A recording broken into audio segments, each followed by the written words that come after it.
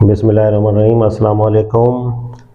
क्या रोज़ा की ताकत रखने के बावजूद एक आदमी रोज़े से बचने के लिए फिदिया देता है, क्या ये सही है या गलत है? तो आइए देखते हैं कि मौलाना ने इसका क्या जवाब दिया है। क्या रोज़े की ताकत रखने के बावजूद फिदिया दिया जा सकता है? सवाल। यहाँ कैम्बलपुर में एक साहिब इल्म ने पिछले रमज़ान में एक फितना खड़ा किया था कि रमज़ान के बारे में सूरह बकरा की आयत बैक वक्त नाजिल हुई थी।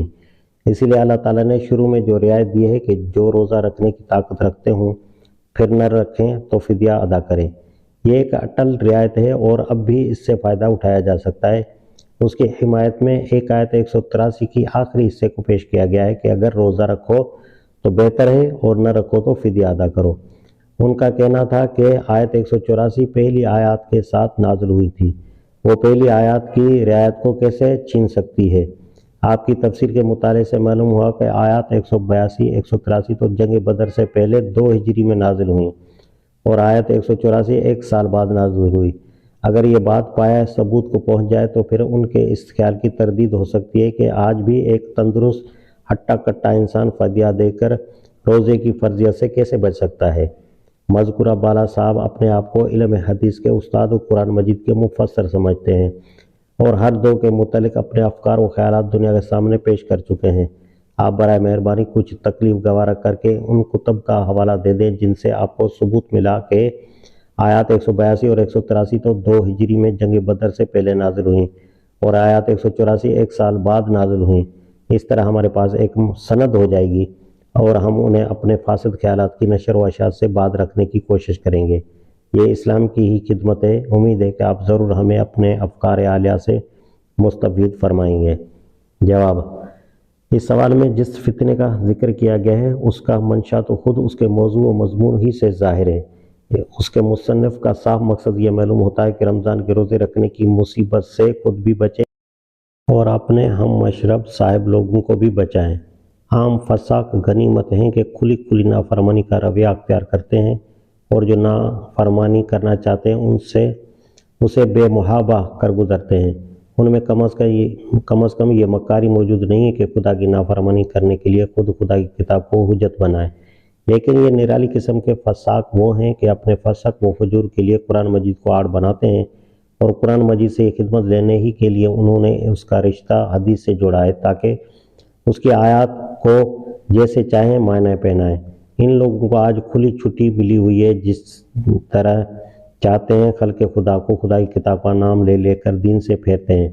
पहले उन्होंने 2 कुरान तशरीफ़ किए थे, फिर 2 इस्लाम बुज़ किए, आगे चलकर ये 2 खुदा भी बना डालें तो कौन इनका हाथ पकड़ सकता है। रोज़ों के बारे में कुरान मजीद से जो गलत इस्तेदलाल उन्होंने किया है उसकी गलती वाज़ेह करने के लिए सबसे पहले हम कुरान मजीद की शहादत पेश करते हैं। ज़रा बहस आयत का लफ्ज़ी तर्जमा ये है, ए लोगो जो ईमान लाए हो, लिख दिए गए तुम पर रोज़े जिस तरह लिखे गए थे तुमसे पहले के लोगों पर, ताकि तुम परहेजगारी करो। रोज़ा रखना चंद गिने चुने दिनों का, फिर जो कोई तुम में से मरीज़ हो या सफ़र पर हो तो पूरा होना चाहिए शुमार दूसरे दिनों से। और जो लोग इसकी यानी रोज़े की ताकत रखते हैं उन पर फिदिया है एक मिस्कीन का खाना। फिर जो कोई रज़ाकाराना बजा लाए नेकी तो बेहतर है उसके लिए, और ये कि तुम रोज़ा रखो ये बेहतर है तुम्हारे लिए अगर इल्म रखते हो। माह रमज़ान वो है जिसमें नाजिल किया गया कुरान रहनुमा बनाकर इंसानों के लिए और रोशन लिए हुए हिदायत और तफरीक हक व बातिल की। बस जो पाए तुम में से इस महीने को तो चाहिए कि उसके रोज़े रखे, और मरीज़ हो या सफ़र पर हो तो पूरा होना चाहिए शुमार दूसरे दिनों से। मुलाहिज़ा फरमाए सूरह बकरा रुकू 23। और असल से मुकाबला करके खूब इत्मीनान कर लीजिए कि असल और तर्जमे में मायने के लिहाज से कोई तफरीक तो नहीं है। इस इबारत को जो शख्स खाली उल ज़हन होकर पढ़ेगा उसके दिल में लाजमन पहला सवाल ये पैदा होगा कि अगर ये पूरी इबारत एक ही सिलसिले तकरीर की है जो बया वक्त इरशाद हुई थी तो इसमें पहले ही ये क्यों न कह दिया गया कि माह रमज़ान में तुमको ये नेमत दी गई थी, इसीलिए तुम में से जो इसको पाए उसे चाहिए कि इस महीने के रोज़े रखे। आखिर ये क्या अंदाज़े बयां है। पहले कहा रोज़ा रखना चंद गिने चुने दिनों का, फिर 3-4 फ़िक्रों में रोज़ों के मुतलिक बाज़ अहकामात बयान किए, پھر بتایا گیا کہ وہ گنے چنے دن رمضان کے ہیں اور رمضان کو اس کام کے لیے اس وجہ سے منتخب کیا گیا ہے اور اس پورے مہینے کے روزے رکھنے چاہیے۔ ایک مربوط سلسلہ تقریر میں شاید ایک اناڑی بھی اپنی بات یوں ادا نہ کرتا بلکہ یوں کہتا کہ اگلی قوموں کی طرح تم پر بھی روزے فرض کیے گئے ہیں اور رمضان کے مہینے میں تم کو قرآن مجید کی نعمت دی گئی ہے، اس لیے یہ فرض روزے تم اس مہینے میں رکھو۔ اس کے بعد اس کو جو کچھ احکام بیان کرتے ہوئے وہ بیان کر دیتا۔ دوسرا سوال، ایک خالی الذہن ناظر کے دل میں یہ پیدا ہوگا کہ اس سلسلہ عبارت میں جب پہلے یہ فکر آ چکا ہے کہ جو کوئی تم میں سے مریض ہو یا سفر پر ہو تو پورا ہونا چاہیے شمار دوسرے دنوں سے، تو اسی فکرے کو بعد میں پھر دہرانے کی کیا حاجت تھی؟ اور اگر فی الواقع اس کا دہرانا ضروری تھا تو پھر یہ فکرہ بھی کیوں نہ دہرایا گیا کہ جو لوگ اس کی طاقت رکھتے ہوں ان پر فدیہ ہے ایک مسکین کا کھانا۔ حقیقت میں ضرورت تو دونوں میں سے ایک کو بھی دہرانے کی نہ تھی، لیکن ایک کو دہرانا اور دوسرے کو نہ دہرانا تو ایک معمہ سا محسوس ہوتا ہے۔ تیسرا سوال جو اس کے دل میں کھٹکے گا وہ یہ ہے کہ ماہ رمضان وہ ہے سے پہلے کی عبارت اور اس کے بعد کی عبارت کا مضمون ایک دوسرے سے صریحاً متناقض نظر آتا ہے۔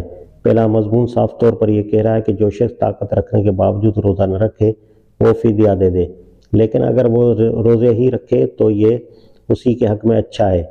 اس کے برعکس دوسرا مضمون یہ ظاہر کر رہا ہے کہ جو شخص ماہ رمضان کو پائے وہ اس میں ضرور روزے رکھے، اور اس لازمی حکم کو یہ بات مزید تقویت پہنچا رہی ہے کہ اس حکم کے بعد اس رعایت کا تو اعادہ کر دیا گیا ہے کہ جو پہلے مضمون میں مریض اور مسافر کو دی گئی تھی، مگر اس رعایت کو ساقط کر دیا گیا جو اوپر روزے رکھنے کی طاقت رکھنے والے کو دی گئی تھی۔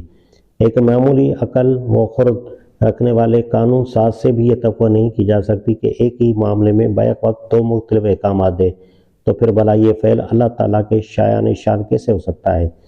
پہلے دو سوالات صرف اس سوالات ہی ہیں، لیکن یہ آخری سوال تو ایک سخت اعتراض ہے جو اس عبارت پر وارد ہوتا ہے، اور میں نہیں سمجھتا کہ کوئی شخص حدیث سے مدد لیے بغیر اسے کیسے رفع کر سکتا ہے۔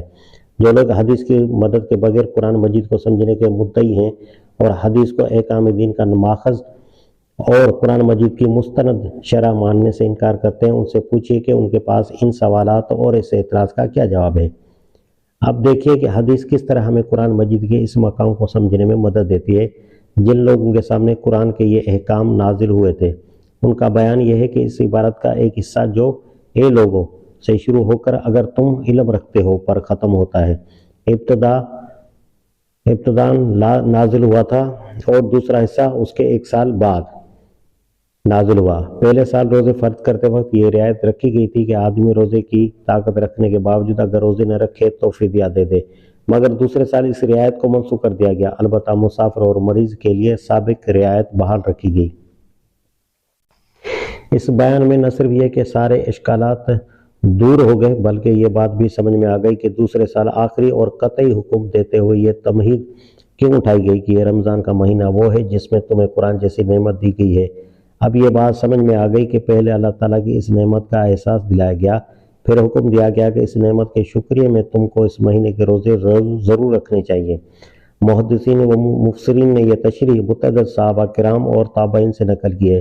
مثلاً امام احمد بن حنبل حضرت معاذ بن جبل سے ایک طویل تشریحی بیان نقل کرتے ہیں جس میں وہ فرماتے ہیں کہ نماز اور روزہ دونوں کی موجودہ صورت بتدریج قائم کی گئی ہے۔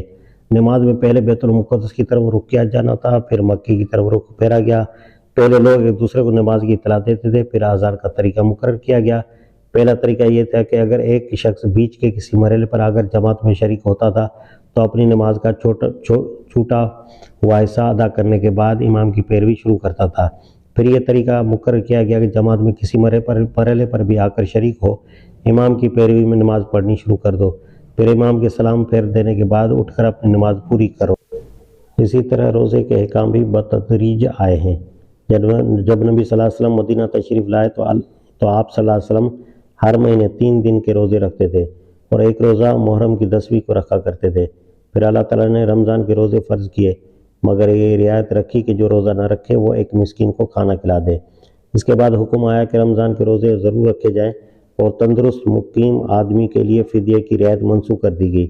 پہلے لوگ افطار کے بعد اس وقت تک کھانا پینا مباشر کرنا جائز سمجھتے تھے جب تک کہ سو نہ جائیں۔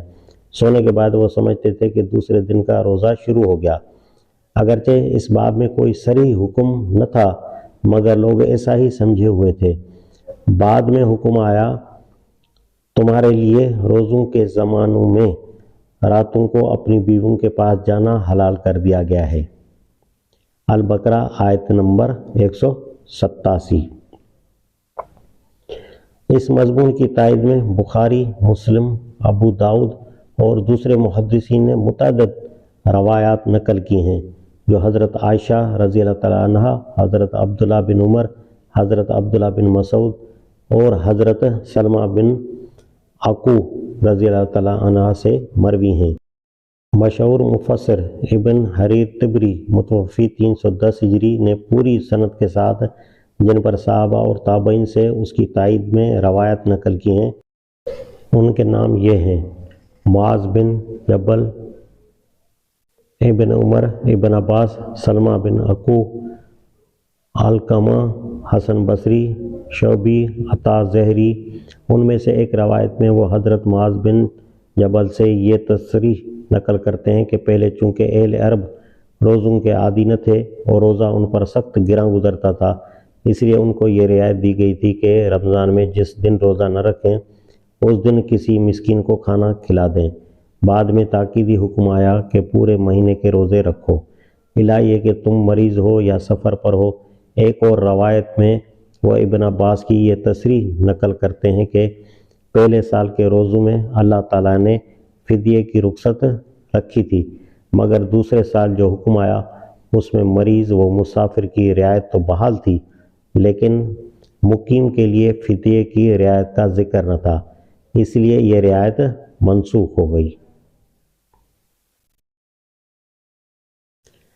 اس تشریح سے ہر شخص اندازہ کر سکتا ہے کہ جو لوگ حدیث سے بے نیاز ہو کر بلکہ احادیث کو حقارت اور تضحیق کے ساتھ پھینک کر قرآن مجید سے من مانے احکام نکال رہے ہیں، وہ کس طرح خود گمراہ ہو رہے ہیں اور عام مسلمانوں کو بھی گمراہ کر رہے ہیں۔ تو ناظرین آپ نے دیکھ لیا جواب کہ مولانا نے کیا جواب دیا ہے اس کا۔ تو اسی طرح یہ ویڈیوز ہماری دیکھتے رہیں اور نیکسٹ ویڈیو تک کے لیے مجھے اجازت دیجیے۔ اللہ حافظ۔